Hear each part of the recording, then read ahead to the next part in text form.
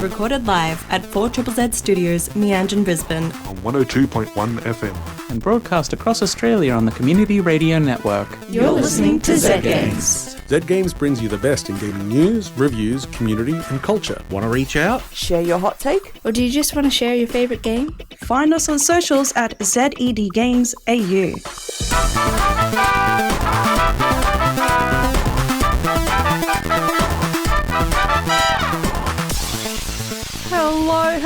Hello. You're listening to Zed Games. My name is Zahra, and with me in the studio this episode is Tom and Natalia. Whippy. How are we all doing on this day of being in the radio?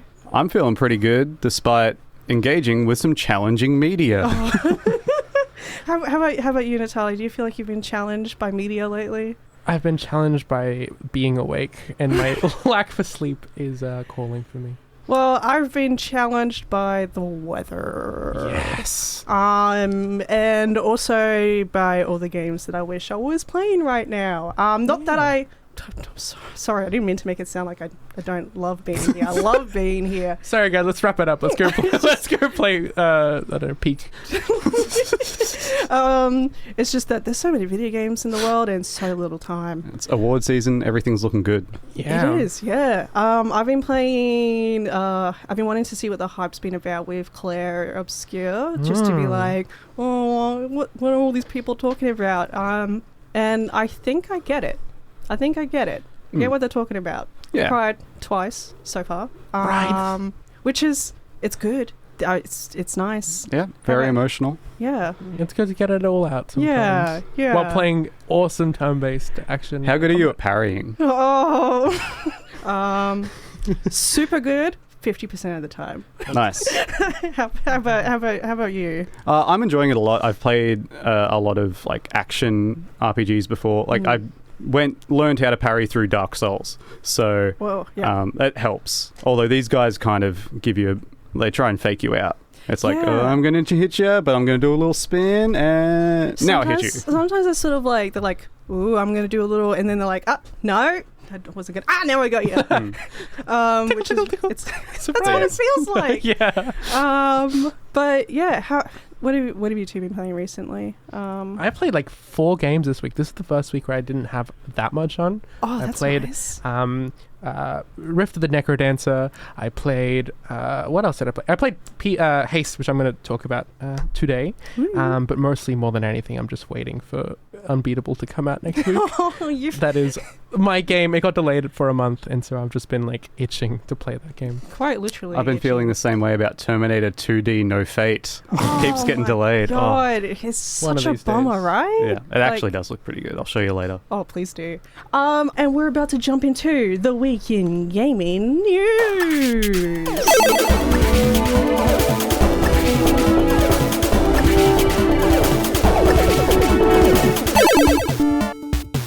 This week in gaming news, the under 16 social media ban officially kicks off next week for Australians, which will restrict under 16s from creating social media accounts and accessing restricted content. So some people might have noticed that those checks have started to roll out today, prompting people to prove their age. I think I've only seen a few examples on like YouTube. I think there was an X one as well. So it is upon us, my friends. There are a few things that we do know for sure. It's not really so much of a ban rather than a restriction. So the children cannot create social media accounts. If you want to create a social media account, platforms may ask for proof of ID, proof of your age, which might be through ID or supporting documentation. They can scan your face and let the AI estimate how old you are, which I don't know about some of you, but I've got baby face. I'm carded all the time. I'm 31 years old, so I don't know. Or if you already have an existing account, your account behavior will I guess, determined on how old you are. So if you keep watching Roblox videos, you're going to get a check. yeah. To be fair, they should probably keep track of you. They probably should. Either way. But yeah, I think we'll have a lot more. It's going to be a bit of a chaotic time. The government has acknowledged that this is not going to be a smooth transition. Shocker. And will probably be a bit annoying. Not for me. I'm an adult. I don't have to worry about that. Sorry, kids. Sucks to be young, I guess. Moving on. Tom, do you want to read out this next one? Yeah. So, if you've been planning on building or upgrading your PC, you might have noticed that RAM is in short supply and very expensive, and SSDs aren't doing much better.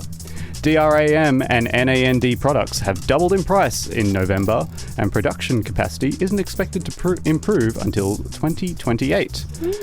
The shortages are attributed to manufacturers pivoting towards AI needs and a focus on large cloud service providers, and less so on consumer demand. Micron Technology has announced that it will leave the consumer business entirely in 2026. Whoa.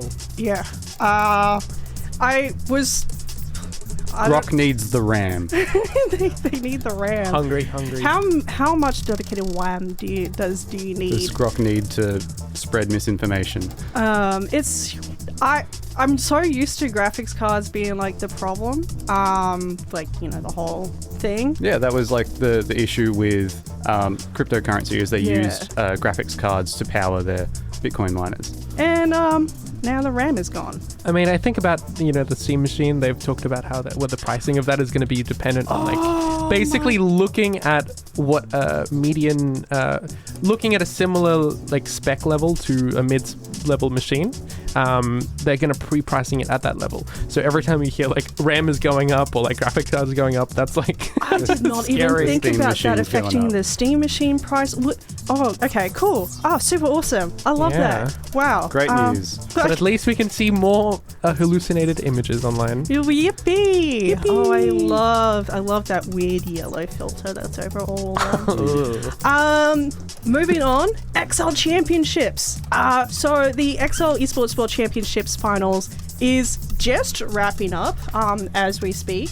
The XL Esports brings spreadsheet skills to the competitive stage where individuals and teams compete against each other, solving problems within XL.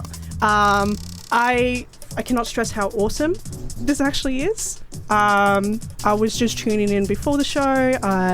Their case for the finals was origami. So they had to fold a, in quotation marks, sheet of paper according to instructions entirely within Excel.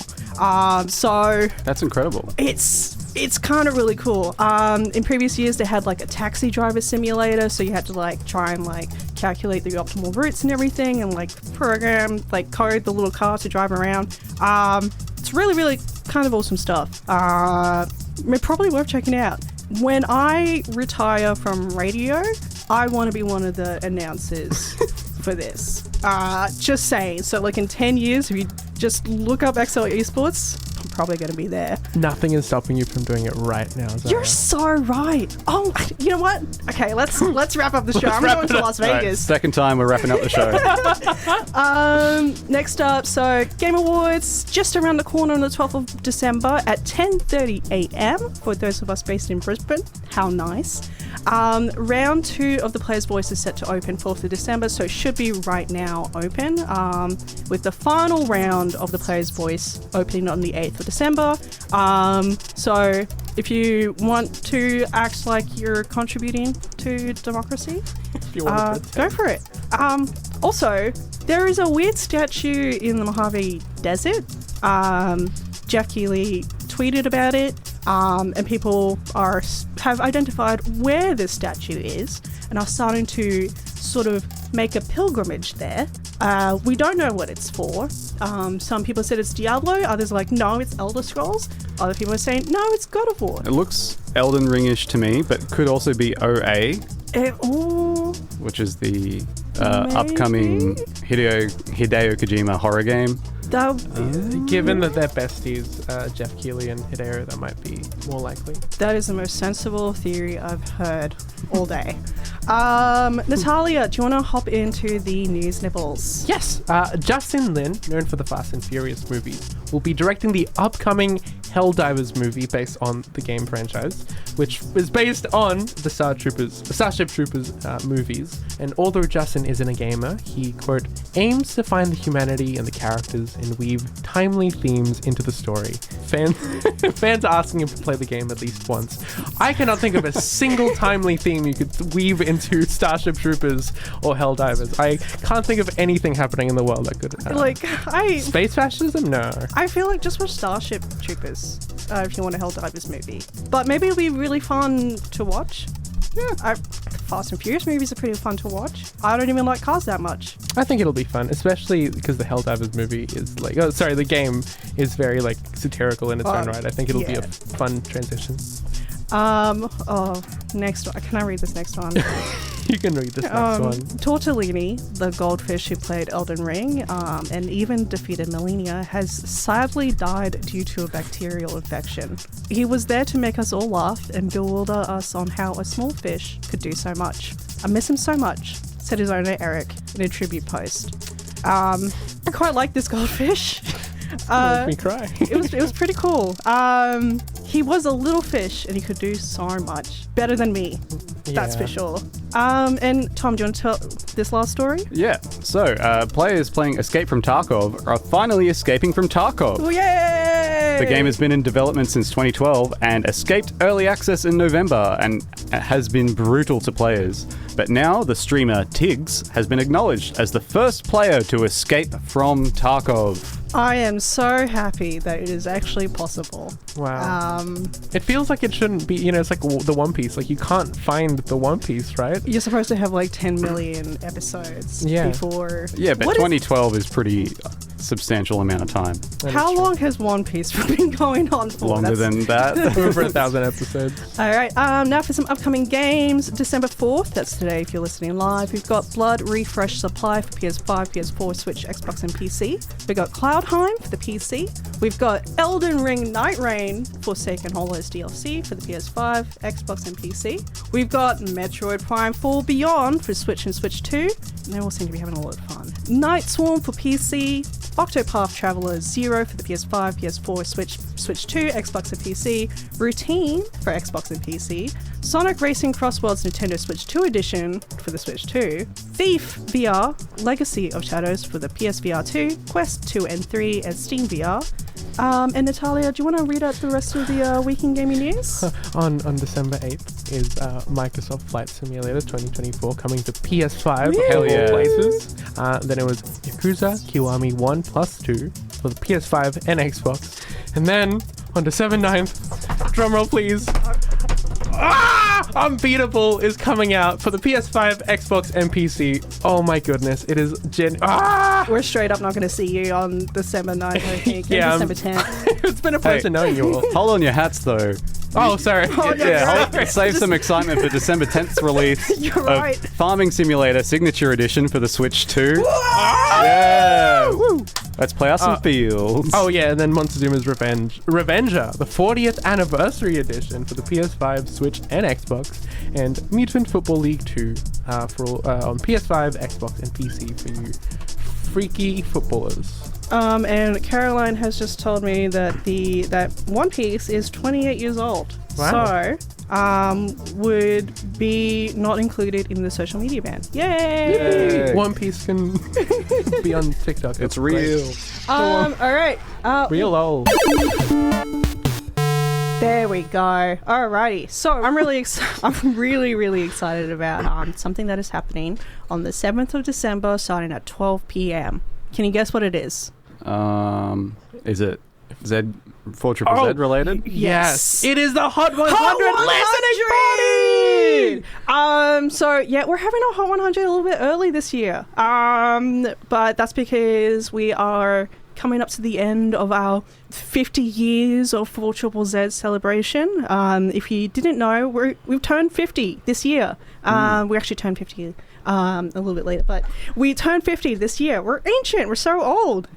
We've been around for a while now. So we're a wise radio station. Yes, very wise. And one of the reasons that we're so wise is because we are fully supported by the community, by subscribers. We simply will not be on the air without supporters like you. And because we trust our supporters so much, the Hot 100 is, well, the definitive list of like super awesome music to listen to. Completely voted by the people. So tune into 102.1 FM this Sunday at 12 p.m. Join us for the countdown. It's going to be an awesome vibe. I'll be one of the announcers. There'll be also a whole group of other announcers, special guests. It's really, really going to be just a really awesome afternoon. So I welcome you to join us for our celebrations. There's also a bunch of unofficial, official listening parties around. If you go to the Hot One, the 4ZZZ website, they'll have more information there. But yes, it's a vibe. It is lit. It is fire. It is hot. So without further ado, we're going to hop into a review by our very own Natalia. Let us play the little tune. Yippee! Yeah, this is a review, and I'm rapping so fast because that's what you do in this game. Right, don't make me hate, because I will do something. Hey! Wow, that was really good. Thank you. I've got some rhythm in me. Yeah, if this radio gig doesn't pan out, I think you could like do something with that. Thank you. I'll sit in my room. I hope you never go anywhere. All right, go Natalia. What are you telling us about? Today I will be reviewing Haste. It is a game by Landfall, creators of Totally Accurate Battle Simulator, Cluster Truck, a bunch of really good games actually. Sick Fight. They came out with this game early in the year. It's basically a third-person speed-chasing roguelike platformer where you play as an intergalactic mailman, and you take this girl, her name is Zoe, and you basically there's this evil mining company that comes and tries to steal some time crystals, and because of that ends up creating a rift in the dimensions, and so you have to try and outrun this collapsing world and try and solve it. Oh, that's why you're so hasty. That's why you're so fast. Actually, you were fast before the dimensions collapsed, but that is a very good excuse to run, I think. Yeah. Anyway, the game, I will say this, it has definitely a more of a story like leaning presentation compared to like some games like Cluster Truck or whatever. I think the game doesn't quite deliver on the story. I will say that first. I think it's a little bit too simple. It has visual elements, but it doesn't quite deliver on that. That's fine though. I think what is more interesting is like the art direction. I think it has a lot of the storytelling happening through the characters' outfits and stuff like that. They have really cool character design inspired by different cultures from around the world. It has like a sister and stuff like that, and you're trying to figure out what happened here. The gameplay itself is genuinely one of the most... It feels so good to play this game. It almost... I hate to say this, but it kind of makes me feel like this is what Sonic should be, which is also what I said about Isopod. Sorry, Zahra. But this game, it really helps you build a sense of speed through like the way the character moves and the way like the camera zooms out when you're driving or whatever. The way it plays is... Do you remember the game called Alto's Journey from like the iOS games? Yeah. The ski story. It's basically like that kind of game where you play as a little ball and you have to hit the hills at a certain angle to try and build speed as you roll down. And you can either glide or you can either plummet down to hit the right angle. So you're very naturally building up this like sense of speed while you're being chased by this like massive, like almost like a Fortnite storm, where it's like everything around you is kind of dissolving into purple. It feels really tense. This game is like a clutch simulator, like a clenching simulator. The way that you like, there's actually a lot of itemization later, which I'll talk about, where like you are incentivized to almost hit things to get, like gain that sense of like danger, which I think it pulls off really well. It looks awesome. Yeah, no, it's a really gorgeous game as well. The color palettes are... Anyway, it's a really gorgeous game. I do feel like the game takes a roguelike structure, which makes sense for a game like this. You know, like an endless runner kind of thing from the iOS era, is a game that you want to keep playing forever because the moment-to-moment gameplay feels so good. Except, I feel like the way that it does its roguelike structure doesn't quite land. It separated into chapters where it kind of tells the story, and it basically gives you like a Slay the Spire progression where you do a short run of game, and then you go to the map where you get to choose like where you go next. And some of the rooms have like, you know, in this room, every dash you do or every like, kind of boost thing makes you go like slightly faster. Or in this room, anytime you touch something, you take double damage or whatever. But I just feel like it doesn't quite commit to the roguelike structure, specifically through its itemization. The way that its items feel more like stat boosts than maybe like actually things that impact your gameplay flow, which is a little bit sad. But again, I don't think it matters that much because the gameplay is that good. Thankfully, there are more meaningful abilities that you can unlock later on. So when you start the game, you have this hover bike that gives you like a big dash of boost forward, and also lets you like lift yourself a little bit, so you can kind of narrowly weave yourself in and out of like these like hills and like rolling hills.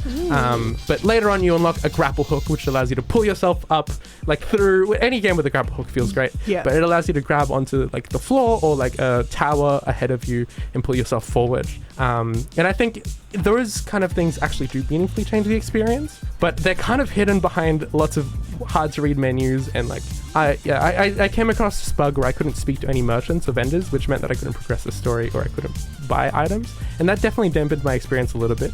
I got it working by the end, but I think that I really wish that kind of stuff was kind of more forward, especially it doesn't really incorporate it into this progression of the game. But I don't know, I think overall I think that this game it's a testament to the fact that 2 months after this game came out, Peak, and that game obviously exploded. This game didn't do as well, but even in spite of that, they didn't abandon it. They've kept updating it. They added a co-op mode. They've added new story beats, new items, completely rebalancing the progression of things. And I think that because of those things, you can really feel like the passion put into this game. And it's not a game that's gonna like, it's not a dead game. It keeps getting new stuff added to it. And so because of that, and also the fact that it has a free demo, which I first played this back at a Steam Next Fest yonks ago. Oh, we love demos. We love demos. And this is a really nice demo. I played it for over an hour and a half. The biggest takeaway I want to have with this review is that in spite of all of the flaws I've said about the game, I played that demo and it got ingrained into my, I wanted to keep playing this game. And so I bought it on a whim, and I have not regretted it. I think there's a lot of little nitpicks, but overall the moment to moment is so good that I recommend you just go to the Steam page and you play the demo, and then you can decide for yourself what you think. The music is awesome as well, I forgot to mention, but I think overall it captures a sense of speed, and it captures a sense of like momentum that you can't get enough of it. It's also a good game to watch. Like the watching people like pull in clutch moments and kind of go behind pillars. Sort of in the same way that you would watch someone doing like the CSGO surfing. Yeah. Oh yeah, it's just kind of like that same sort of flow.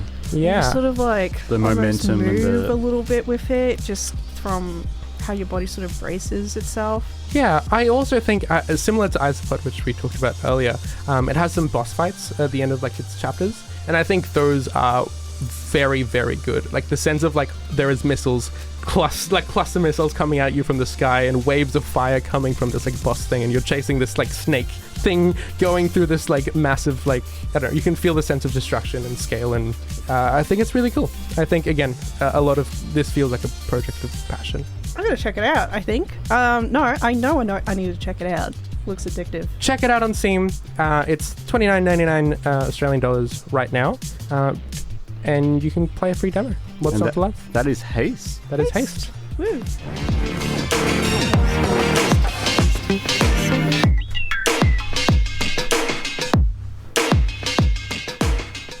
My name is Zahra. You're listening to Zed Games, and with me in the studio this episode is Tom and Natalia. Yeah. Giddy up. Is that horse hooves I hear in the distance? No. Clip clop, clip clop. There's no. Ironically, there's very little horse hooves in this game. Called horses.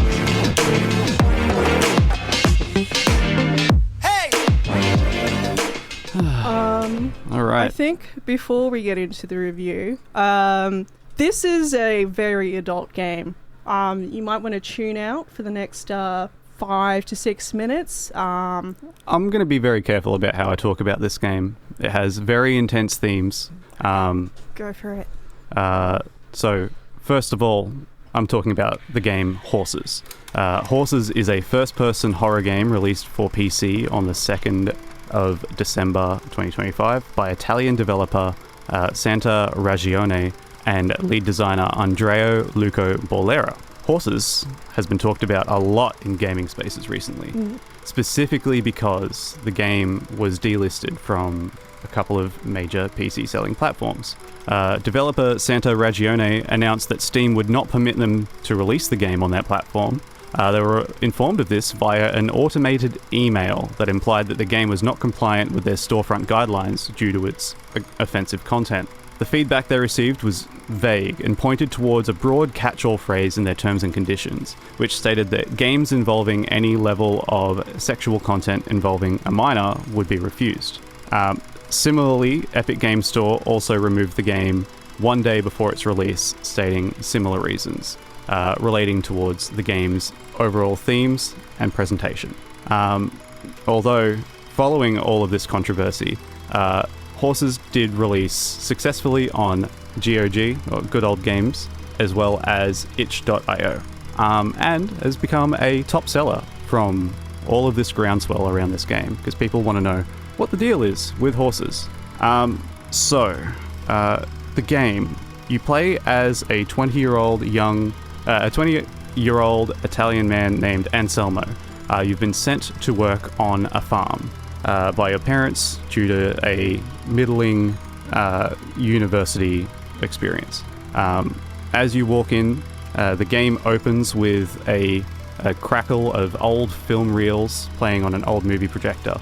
The presentation is in black and white, and before each chapter, you are shown a title screen similar to an old silent movie. All of the dialogue in the game is displayed as such as well. You will be shown a character's face with their mouth moving, and then a blank screen with the dialogue. So as you walk into this farm, you approach the farmer, who welcomes you and tells you that you've got 2 weeks that you're going to be working on this farm, and it's going to be a lot of fun. He asks if you've worked on a farm before, and the game gives you a dialogue option of a thumbs up or a thumbs down. And this is how the dialogue works in this game. They give you 1 or 2 options with either a small symbol or a facial expression to agree or disagree or refuse or go ahead with different elements. But don't fret on these decisions too much, because regardless of your choices, the story is going to go one way. As the farmer shows you around the farm, he informs you of your duties, such as feeding the dog, watering the vegetables in the garden, and then he asks you if you like horses, and your character will say yes or no if you like horses, and he leads you around the corner to see the horses in a pen, which are depicted as naked adults with horse masks that have been fastened around their necks, and they are standing there wordlessly, acting vaguely as horses. They are of various shapes and sizes, these bodies, and they have blurs over their private areas that protect the modesty of the humans, but they do not provide any dignity. And at that point, the farmer tells you, have you ridden a horse before? We're going to ride a horse. And then you fasten a saddle to the shoulders of one of the male horses, and you race him around the farm with a goofy little soundtrack. And it is very uncomfortable. And that's what this game's all about. It's about making you do these uncomfortable things, and being compliant with powerful figures. It's about control. And each day in this game, for your 2-week stay at this farm, you are given a list of duties to complete, whether they are watering the vegetables, or feeding the horses, or whipping a horse so it will plow a field. So this is where I start to understand why the game was not allowed on Steam. When this game was disallowed, it was from a demo that they had provided early on, and they argue that some of the scenes were misconstrued. For an example, with the they argue that in the scene that Steam said it was a child involved in a sexual context, it is because the child is riding a horse, because the horse is being sold as to the child and her father. And at each point, the game asks you, hey, do you want to do this? And your guy will say, I was always saying, no, because I'm a good guy. And they're like, well, you're going to do it. So, horses. It gets very graphic. It gets very rough. There are some very intense scenes involving torture, involving abuse of all kinds, involving lying and gaslighting. And this is where we get to a point with games that I believe that games are an art form. I understand that art is successful when it invokes a feeling, and sometimes when that feeling is being uncomfortable, when it is meant to challenge you, I think that is something that's very cool. At this point, I was challenged by the game, but I don't know if I see the point of it. The message behind it was very murky. Some of the twists and turns were interesting enough, but I think that this game was mostly hype. And I don't know, I can understand, like, you wouldn't see a game like this or a movie with these sorts of themes at event cinemas, right? No. So I can understand why it's not going to be on Steam. Yeah. That's Horses. It was $8 on itch.io, and also only 3 to 4 hours long. So if you're feeling like you want to feel real down about stuff and feel challenged and confronted, play Horses. Or if you want to feel better about horses, you can play Uma Musume Pretty Derby on iOS and Android platforms, where you get to race your cute anime girls as horses, and it is horrifying in terms of its gacha mechanics. They're in cute idol outfits, so you can play that. They look so happy. They're having a great time. They sing songs after they win a race. And you It's feed good. them carrots. Well, there we go. That's Horses. Yay or nay? I'm going to say some people will get a kick out of this. But I stand for artistic expression. I think that's a good thing. I do not stand for me feeling uncomfortable sitting on my couch late at night. And the two can coexist. All right. That's Certainly. Horses. Yeah. Woo. Thank you for your set, Tom. Someone had to do it. Everyone's talking about horses. Nay. Yay! Alrighty. You're listening to Zed Games. My name is Zahra, and in the studio this episode is Natalia and Tom. What up? And you said it, Natalia. It's time for us to go. We gotta go to bed. We've been running all night. We gotta go to the goodness. Excel Championships. We can still catch it if we Far out. leave. Yeah. I'm kind of. We gotta go. In the meantime, we'll be back next week. I want you all to take care, stay safe, have fun, play games. Yippee! Bye. See ya. Thanks for listening to Zed Games. If you'd like to listen to more, you can find us on the Community Radio Plus app. Or find us on socials at Zed Games AU. See you next time.